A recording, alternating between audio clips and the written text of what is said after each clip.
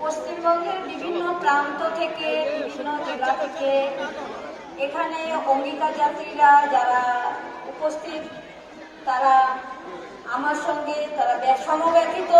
তাই আমি তাদের সবাইকে আমার ঘরের লোক মনে করছি। কেউ মা, বোন, কেউ ভাই, কেউ মেয়ে, সবাইকে আমার অন্তরের অন্তঃস্থল থেকে সশ্রদ্ধ ভালোবাসা।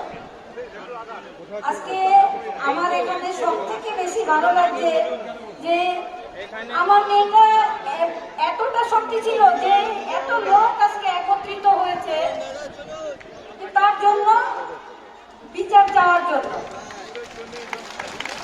সেই যে অভয় শক্তি, সে আর নেই আমি বলবো না, তার শক্তিটা আপনাদের সবার মধ্যে রয়েছে।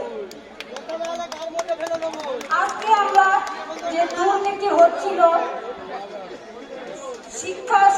শিক্ষার কোনো পশ্চিমবঙ্গে নেই, এইটাই আমরা আজকে বিদ্যাসাগর মূর্তির পাদদেশে সমস্ত মায়েদের, বাবাদের সবাই একটাই কথা বলবো সবাইকে, যে শিক্ষার অভাব আমাদের এখনো রয়েছে।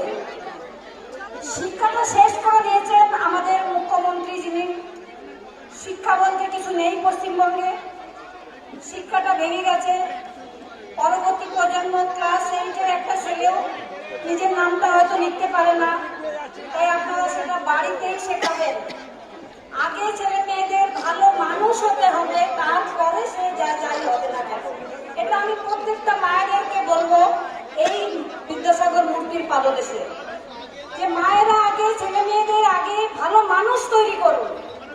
তারপরে কে ফার্স্ট হবে, সেকেন্ড হবে, সেটা বড় কথা নয়। আগে ভালো মানুষ হতে হবে। সবাইকে শ্রদ্ধা, ভক্তি, ভালোবাসা সেটা ছেলেদের মেয়েদের সবার মধ্যে প্রয়োজন। তাহলে আর আমাদের বলতে হবে না মেয়েদের কেন রাতে বাইরে বেরোবে, কেন মেয়েটা সেমিনার রুমে ছিল, এইসব কথা আর বলতে হবে না। তাদের যদি ছোটবেলা থেকে আমরা সেই শিক্ষাটা দিতে পারি।